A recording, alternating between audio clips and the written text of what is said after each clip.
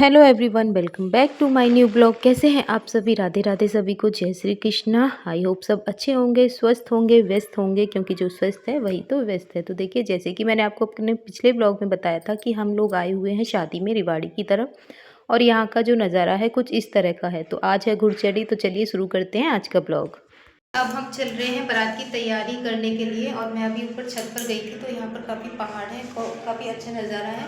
लेकिन अब सब लोग बारात की तैयारी कर रहे हैं ना, तो अब हम लोग भी बारात की तैयारी करेंगे, क्योंकि शाम को बारात जाएगी और अभी होगी घुड़चड़ी, तो उसी में अब हम भी तैयार होंगे। तो चलिए तैयार हो जाते हैं, देखते हैं कौन कौन कैसे कैसे तैयार हो रहा है। ये हो गई है स्वीटी तैयार। देखिए, इसका अभी ये फाइनल लुक नहीं है, अभी ये फाइनल लुक नहीं है।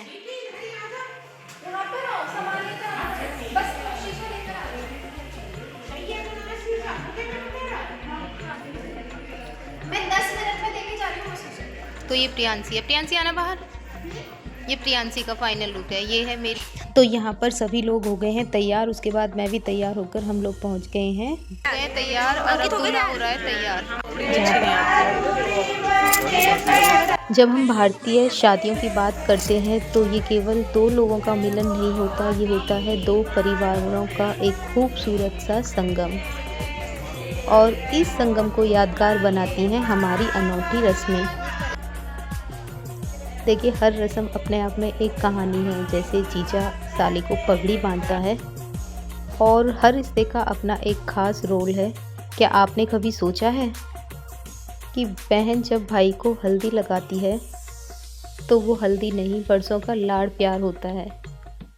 जीजा जी जो जूते चुराई की रस्म में हारते हैं, तो वो केवल हारना नहीं, बल्कि खुशी और हंसी के लम्हों को जीतना होता है। और हाँ, बुआ जो आशीर्वाद और परंपरा का प्रतीक होती है। वो बताती हैं कि कैसे एक परिवार अपनी जड़ों से जुड़ा हुआ है। भाभी जो इतने प्यार से काजल लगाती है ताकि उसको देवर की किसी की बुरी नज़र ना लगे और उनका जीवन हमेशा खुशहाल रहे। तो ये जो छोटी छोटी रस्में होती हैं ना, ये काफ़ी अच्छी होती हैं और बहुत ही भावनात्मक होती हैं, और हर रिश्ते का, हर रस्मों का मतलब जो भी रस्में होती हैं उनका एक अलग रिश्ता जुड़ा हुआ है। हर रस्म का एक अपना महत्व है, और हर रस्म किसी ना किसी रिश्ते से जुड़ी हुई है। क्या आपने कभी ये सोचा है कि ये रस्में कितनी महत्वपूर्ण हैं हमारे लिए? दोपहर का टाइम था और काफ़ी गर्मी हो गई थी इस मौसम में। दोपहर में मतलब अभी जैसे सर्दी है ना, तो वहाँ पर काफ़ी गर्मी हो रही थी, क्योंकि पहाड़ी एरिया है। उसके बाद पापा और फूफा जी को हमने छाँव में बिठाया था, क्योंकि ये बैठे थे धूप में और दोनों ही बीमार से रहते हैं, तो जिसकी वजह से इनको दीपों में उठाकर अंदर बिठा दिया था। फिर उसके बाद यहाँ पर अंकित चढ़ गया था घोड़ी, और हो गया था हमारा डांस शुरू। तो यहाँ पर घुड़चड़ी हो गई है शुरू, और हम लोगों का हो गया है डांस स्टार्ट। तो हम तीनों बहनों ने यहाँ पर डांस स्टार्ट कराया। तो दीपू, मैं और बेबी, हम तीनों ने स्टार्टिंग कर दी है यहाँ पर डांस की। और देखिए, किसी भी बहन या भाई की शादी हो और डांस ना हो, ऐसा तो हो ही नहीं सकता। ख़ास तौर पर हमारे परिवार में अक्सर ये होता है कि हमारे बहन भाइयों में किसी की भी शादी हो और हम सब लोग बहन भाई जब जुड़ते हैं ना, तो फिर बस डांस का, नाच गाने का एक अपना ही अलग माहौल होता है, एक अपनी ही अलग दुनिया होती है। और ऐसा होता है कि जब हम सब लोग मिलते हैं, जुड़ते हैं, नाचते हैं, तो हमारे साथ साथ जो और भी रिश्तेदार होते हैं वो भी इस मतलब माहौल से काफ़ी जुड़ जाते हैं और काफ़ी खुश भी होते हैं। तो देखिए, जब खुशी का माहौल होता है तो पैर अपने आप ही उठने लगते हैं नाचने के लिए, किसी पर नाच गाना आए या ना आए, और वो भी मतलब डांस स्टार्ट कर देता है अपने बहन भाइयों की शादियों में। तो वही हाल हमारा हो रहा है। तो यहाँ पर हम लोग कर रहे हैं डांस, मतलब डांस की स्टार्टिंग हम बहनों ने ही करी थी। तो सबसे पहले मैं, दीपू और बेबी, हम तीनों बहनों ने नाचना स्टार्ट किया। उसके बाद सब लोग धीरे धीरे डांस करने लगे। उसके बाद जयपुर से आई हुई थी दो बहनें, मतलब मेरी कज़न प्रियंका और स्वीटी, तो फिर उन्होंने भी डांस स्टार्ट कर दिया था। तो इस तरह से हम लोगों ने काफ़ी एंटरटेनमेंट करा, मतलब काफ़ी हम लोगों ने एंजॉय किया और बहुत अच्छा लगा, क्योंकि ये जो पल होते हैं बहुत ख़ास होते हैं। और मैं तो यही बोलूँगी कि ये जो मैंने अपना एक तरह से यूट्यूब चैनल बनाया है, ये मैंने अपनी खुशी के जो पल हैं उन्हीं को इंस्टॉल करने के लिए बनाया है, ताकि जो ये पल है ना हमेशा साथ रहें। और इन पलों को देखकर मैं तो देखूं ही, साथ के साथ आप सभी यूट्यूब फैमिली भी मेरे इन खुशी के पलों को एंजॉय करें। और शादी में एक ख़ास बात ये होती है कि जब हम सब लोग मिलते हैं आपस में, अपना मतलब समय निकाल करके परिवार के साथ, तो ये जो काफ़ी जो पल होते हैं काफ़ी महत्वपूर्ण हो जाते हैं सबके लिए। क्योंकि देखिए वैसे तो किसी के पास समय नहीं रहता, लेकिन शादी एक ऐसा टाइम होता है जिसमें हम अपनी फैमिली से, पूरे परिवार से, रिश्तेदारों से, सबसे मिल लेते हैं और एंजॉय भी कर लेते हैं। तो वही एंजॉयमेंट यहाँ पर भी चल रहा है। और यहाँ हमने डांस करा है, काफ़ी मस्ती करी है। नाच गाने के बाद हम लोग आ गए हैं लड़की वालों के यहाँ पर बारात लेकर। तो फिर उसके बाद यहाँ पर मुझे जीजी मिल गई थी, क्योंकि वो शादी में वहाँ पर नहीं गई थी रिवाड़ी में, वो सीधे बारात में आई थी। आ गए हैं शादी वाले फंक्शन में और ये मिल गई हैं जीजी। तो ये अभी आई हैं सीधे मौनीपुर से।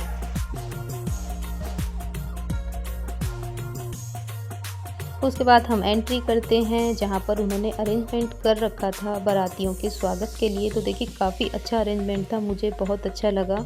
यहाँ का सारा ही अरेंजमेंट काफ़ी अच्छा था। और तो और आपको क्या ही बताऊँ, सबसे अच्छी जो चीज़ मुझे यहाँ पर लगी, दूल्हा दुल्हन तो खैर थे ही अच्छे, सबसे बेस्ट लग ही रहे थे, लेकिन उससे भी यहाँ पर अच्छा था सबसे बेस्ट खाना। मतलब खाना सबसे अच्छा था। और बारातियों को क्या चाहिए, सबसे ज़्यादा तो इसी में सब लोग खाना ही देखते हैं। और हर चीज़ बहुत परफेक्ट थी। तो यहाँ पर मेरी बड़ी बहनें बैठी हैं, ताऊ जी की बेटियाँ दोनों तीनों, देखिए आप देख सकते हैं। तो ये हमारी बुआ जी हैं, दीदी हैं, सारी मम्मी हैं। तो यहाँ हमारी फैमिली बैठी हुई है।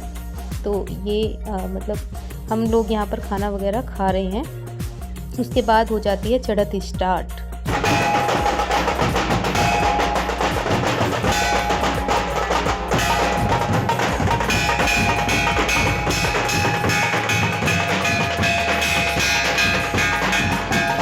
चढ़त में भी ढोल नगाड़े काफ़ी अच्छे बज रहे थे, काफ़ी मज़ा आ रहा था। तो चढ़त यहाँ पर स्टार्ट हो गई है।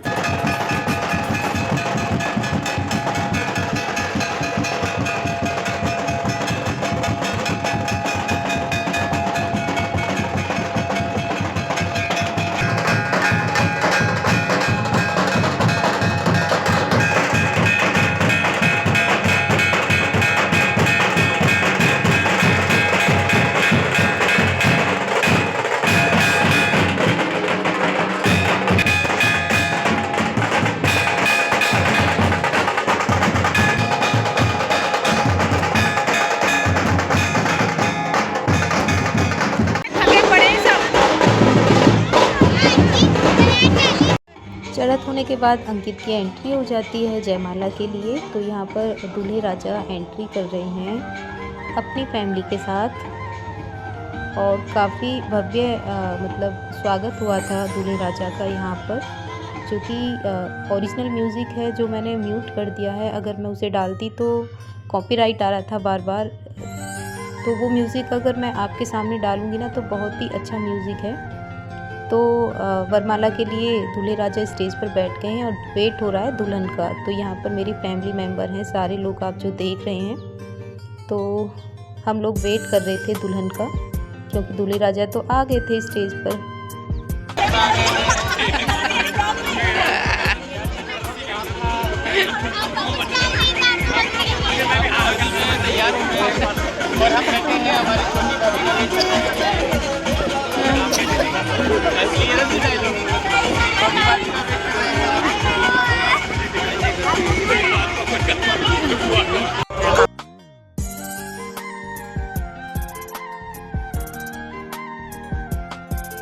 फाइनली जिसको सबका इंतज़ार था उनकी एंट्री हो गई है, यानी कि दुल्हन की। तो दुल्हन का सब काफ़ी देर से वेट कर रहे थे और यहाँ दुल्हन का जो मतलब इंतज़ार था वो ख़त्म हो गया है। दुल्हन आ गई है स्टेज पर जाने के लिए। तो दूल्हे राजा भी तैयार हैं उनको ले जाने के लिए स्टेज पर। और यहाँ पर मतलब सभी लोग वेट कर रहे थे जयमाला का। और देखिए जिस चीज़ का सबको बहुत दिनों से इंतज़ार था, आखिर वो समय आ ही गया। तो कुछ इस तरह से दूल्हा दुल्हन की फिर एंट्री होती है और फिर जयमाला का जो कार्यक्रम है वो स्टार्ट होता है।